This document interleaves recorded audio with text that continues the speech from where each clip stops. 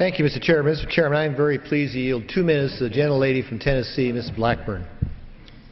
Gentlelady is recognized. Thank you, Mr. Chairman, and I thank the gentleman for yielding time. You know, it was just last month that the administration announced its proposed final lease plan for developing the U.S. offshore energy resources for the next 5 years, 2012 to 2017. Now, there was a lot of anticipation about this, and we thought that finally the administration would hear the calls that have come from this House saying, you know, we need to increase our American energy supply and we need to create jobs. But we were disappointed. Our calls for relief obviously fell on deaf ears. Instead of opening up 98% of the U.S. offshore, which is currently unleased for energy exploration, the President's plan will make the situation worse by closing 85% of our offshore areas to energy production.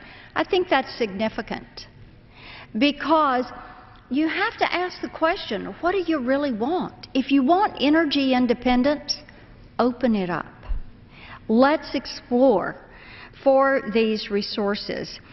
To put that into context, I think what we need to do is look at this President's plan and compare it to previous presidents. And, Mr. Chairman, what we find is that this President's plan offers fewer offshore drilling leases than former President Jimmy Carter had offered. The President's plan also ignores the economic struggles that are facing our country, and it really does not move us toward energy independence.